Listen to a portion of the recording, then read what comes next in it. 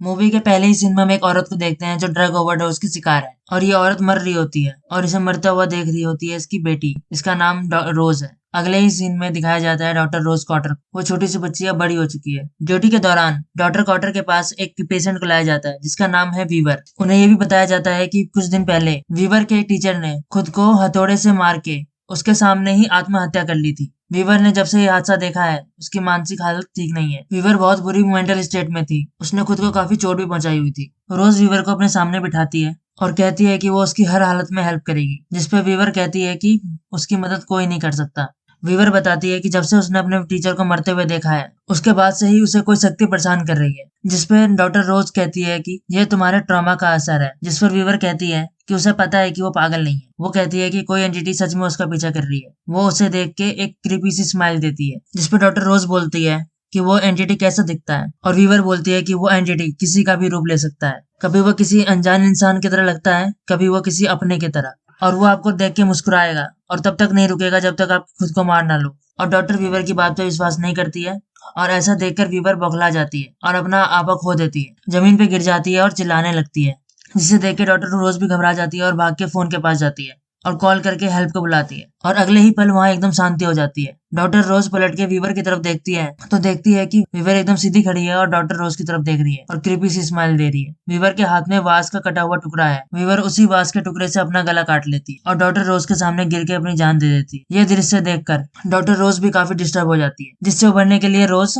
शराब वगैरह का सहारा लेती है। पर उसे अपने घर में एक कोने में वीवर दिखती है जो उसकी तरफ देख के वैसे ही क्रीपी स्माइल दे रही होती है, जिसे देखकर डॉक्टर रोज बहुत शॉक हो जाती है। लेकिन उसी वक्त उसी का फियांसे ट्रेवर आ जाता है जो उसे संभालता है। रोज ट्रेवर से आज का इंसिडेंट शेयर करती है और ट्रेवर उसे डिनर पे ले जाता है। वहाँ डिनर पे हम रोज की बहन हॉली और उसके हस्बैंड से मिलते हैं, जो उसे अपने बेटे के बर्थडे पे बुलाती है, पर रोज मना कर देती है आने से क्योंकि उसे उस दिन काम पे जाना होता है। और यहाँ हॉली रोज से उनके पुराने घर को बेचने की बात करती है और रोज उस घर को बेचने के लिए भी मना कर देती है। यहाँ हम देख पाते हैं कि रोज अभी तक उस हादसे से डिस्टर्ब्ड है। अगले दिन रोज वापस अपने काम पे जाती है, जहाँ उसका एक्स बॉयफ्रेंड जोएल आता है, जो रोज से उस हादसे के बाद उसका हालचाल लेने आया था। लेकिन रोज उससे ढंग से बात नहीं करती है और वहां से चली जाती है। जोएल एक पुलिस ऑफिसर है जो कहानी में आगे चलकर रोज की बहुत हेल्प भी करेगा। डॉक्टर रोज अपने ऑफिस में आ जाती है और वहाँ रोज की बहन हॉली का कॉल आता है उसको, जिसपे हॉली रात को हुई आर्ग्यूमेंट के लिए माफी मांगती है और रोज को अपने बेटे की बर्थडे के लिए दोबारा इन्वाइट भी करती है और साथ ही साथ अपने बेटे के लिए बर्थडे गिफ्ट का आइडिया भी देती है। और तभी खिड़की से रोज को बिल्डिंग के नीचे वीवर खड़ी हुई दिखती है, जो एज यूजुअल क्रीपी सी स्माइल दे रही होती है, जिसे देखकर रोज बहुत घबरा जाती है और ऑफिस से बाहर आ जाती है। बाहर आते ही रोज अपने पुराने पेशेंट कैन को देखती है, जो रोज की तरफ देखकर वीवर की तरह ही क्रीपी सी स्माइल दे रहा होता है। रोज उसे देखने अंदर जाती है, तभी कैन अचानक से रोज को बोलने लगता है कि तुम भी मरने वाली हो, जिसे सुनकर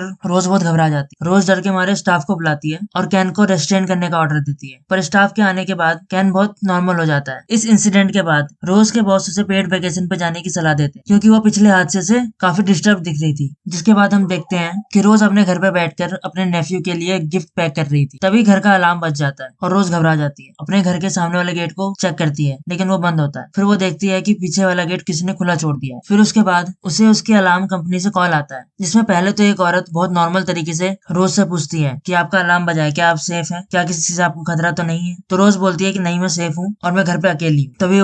तभी कॉल पे वो आवाज धीमी हो जाती है और रोज से पूछती है, रोज क्या तुम श्योर हो कि तुम घर पे अकेली हो, जरा पीछे मुड़ के तो देखो। रोज जैसे ही पीछे मुड़ती है फोन दोबारा बजने लगता है। तब रोज को पता चलता है कि ये सब तो एक वहम था, अलार्म कंपनी से कोई कॉल आई नहीं थी। रोज कॉल उठाती है और इस बार सच में अलार्म कंपनी से कॉल आई। उसी के बाद पुलिस और ट्रेवर दोनों घर पे आ जाते और ट्रेवर रोज से पूछता है कि तुमने अलार्म ट्रिगर कब किया, जिस पर रोज बोलती है कि उसे कुछ पता नहीं। नेक्स्ट सीन में रोज अपने कैट मुस्टैच को ढूंढने लगती है, पर बहुत ढूंढने के बाद भी वो नहीं मिलता है। फिर रात को सोते वक्त रोज को दोबारा अपनी माँ का ड्रग ओवरडोज का बुरा सपना आता है, जिसकी वजह से वो अचानक से उठ जाती है। इसके बाद रोज अपने वीवर के साथ के इंटरव्यू के टेप को सुनने लगती है, जिसमें उसे बहुत धीरे से रोज सुनाई देता है। रोज फिर उसे दोबारा बारीकी से सुनने की कोशिश करती, तभी अचानक से उसको एक चेहरा दिख जाता है, जिसे देख के वो बहुत डर जाती है और हाथ में चक्कू उठा लेती है। तभी उसका बॉयफ्रेंड ट्रेवर वहां पे आ जाता है और रोज के हाथ में चक्कू देख के खुद ही डर जाता है। रोज का बॉयफ्रेंड ट्रेवर काफी फट्टू किस्म का आदमी है। और अगले दिन रोज अपने फॉर्मर थेरेपिस्ट के पास जाती है, जिनका नाम डॉक्टर मैडलिन है। वो उन्हें अपने साथ हो रहे इंसिडेंट्स के बारे में बताती है और उन्हें मेडिसिन रिकमेंड करने के लिए बोलती है। लेकिन डॉक्टर मैडलिन बोलती है, हो सकता है कि वीवर की इंसिडेंट ने तुम्हारे बचपन के ट्रॉमा को ट्रिगर कर दिया हो, जिसमें तुमने अपनी माँ को मरते हुए देखा था। वो रोज को रेस्ट करने के लिए और थेरेपी दोबारा स्टार्ट करने की सलाह देती। फिर अगले ही सीन में हम देखते हैं कि रोज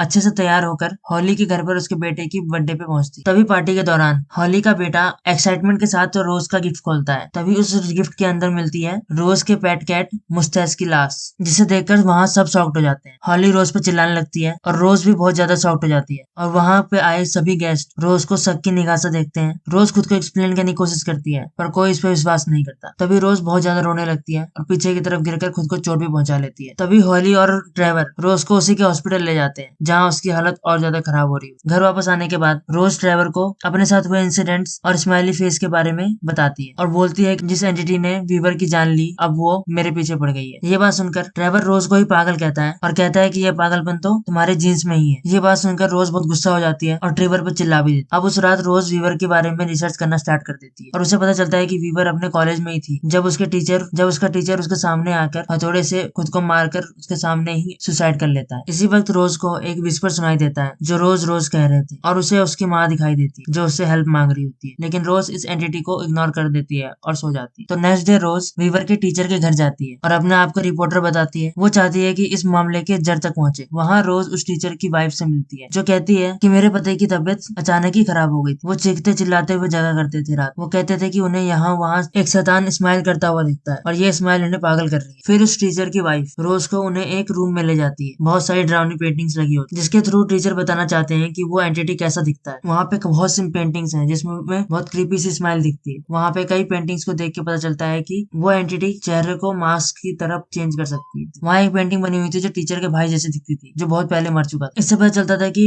वो एंटिटी टीचर को उसके भाई का चेहरा दिखा के भी डराती थी। वहाँ रोज को पता चला उस टीचर के साथ ये सब तब शुरू हुआ जब उसने एक कॉन्फ्रेंस में अपने सामने एक औरत को सुसाइड करते हुए देखा। तभी रोज उस औरत का नाम पूछती है पर तब तक टीचर की वाइफ समझ जाती है कि रोज कोई रिपोर्टर नहीं है और वो रोज को घर से निकाल देती है। तो इस बात के तह तक जाने के लिए रोज अपने एक्स बॉयफ्रेंड जोएल के पास जाती है जो कि पुलिस ऑफिसर है। रोज और जोएल साथ में मिलकर पता लगाते हैं कि टीचर ने जिस औरत को सुसाइड करते हुए देखा था अपने सामने, उस औरत ने भी किसी आदमी को देखा था हाईवे पे अपने सामने सुसाइड करते हुए। फिर जोएल ने वीडियो फुटेज में देखा कि वो आदमी भी वीवर की तरह क्रीपी स्माइल दे रहा था। इन सारे फुटेजेस के प्रिंट आउट को लेके रोज अपने बॉयफ्रेंड ट्रेवर के पास जाती है पर वहाँ वो देखती है कि ट्रेवर ने डॉक्टर मैडलिन को घर पे बुलाया हुआ है, जिसे देखकर वो बहुत गुस्सा हो जाती है क्योंकि ट्रेवर को अभी तक यही लग रहा है कि रोज पागल है। रोज गुस्से में आके उनको बहुत कुछ सुना के चली जाती है। इसके बाद रोज अपनी बहन हॉली के पास जाती है लेकिन हॉली भी रोज की प्रूफ्स और उसकी कहानी सुनने से इनकार कर देती है। यहाँ ये बात भी पता चलती है कि हॉली बचपन में रोज को और उसकी पागल माँ को अकेला छोड़कर भाग गई थी, जिसकी वजह से उसकी माँ ने रोज पे बहुत से अत्याचार करे और रोज की माँ ने रोज के सामने अपनी जान दे दी, जिसके ट्रॉमा से रोज आज तक निकल नहीं पाई। हॉली रोज को घर से निकाल देती है जिससे रोज बहुत टूट जाती है और अपनी गाड़ी में बैठ के बहुत चीखती चिल्लाती है। ये सब सीन हॉली का बेटा देखता है और वो भी काफी डर जाता है। इसके बाद रोज की हालत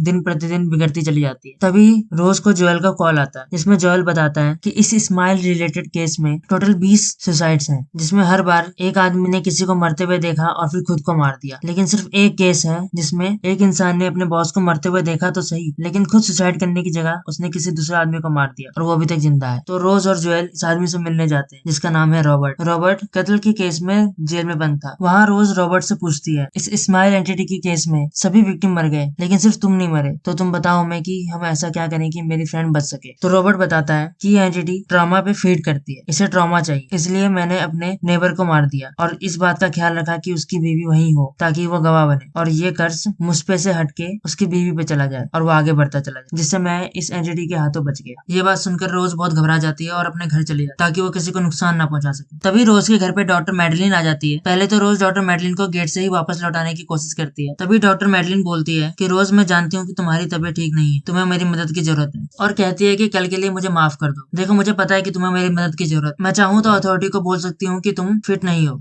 और वो आके तुम्हें पकड़ के ले जाएगी। अगर तुम चाहती हो कि मैं ऐसा ना करूँ तो मुझे अंदर आने दो। ये बात सुनकर रोज उन्हें घर के अंदर आने देती है और रोज डॉक्टर मैडलिन से शेयर करती है कि उसकी पूरी फैमिली ने उसे अकेला छोड़ दिया है। डॉक्टर मैडलिन रोज की सब बातें सुन रही हो। तभी अचानक से रोज का फोन बजता है। रोज फोन में देखती है कि ये कॉल तो डॉक्टर मैडलिन की है। रोज कॉल पे बात करती है और वहां से डॉक्टर मैडलिन की आवाज आती है। तब रोज हैरान हो जाती है, असली डॉक्टर मैडलिन तो फोन पे है, तो मेरे सामने कौन बैठी है। तभी सामने बैठी डॉक्टर मैडलिन भयानक सी स्माइल देने लगती है। वो एंटिटी डॉक्टर मैडलिन का रूप लेकर आई होती है। ये एंटिटी भयानक सा रूप लेने लगती है। हंसते हंसते रोज की तरफ देख के बोलती है अब तुम्हारा नंबर भी आने वाला है। उसके बाद रोज बहुत घबरा जाती है, उस एंटिटी से दूर भागने लगती है। रोज उस एंटिटी से धीरे धीरे दूर जाती आती रहती है और एंटिटी धीरे धीरे उसके करीब जाने लगती है। रोज बहुत घबरा जाती है। अगले ही सीन में हम देखते हैं कि रोज चाकू लेके अपने हॉस्पिटल आई होती है और वहाँ वो ये बोल के एंट्री लेती है कि वो अपने ऑफिस में कुछ सामान भूल गई है। तभी वो अपने पेशेंट कैन के रूम में जाती है और उसके पेट में चाकू मार मार के उसकी जान ले लेती है। ये सीन देख के उसका बॉस और उसके साथ के काम करने वाले लोग सभी डर जाते हैं। और अगले ही सीन में हम देखते हैं कि रोज अपने ही कार में बैठी हुई है। रोज ये सब इमेजिन करके ही बस रो रही होती है। रोज गाड़ी में बैठ के रो ही रही होती है कि तभी उसका बॉस वहाँ आता है और रोज के पास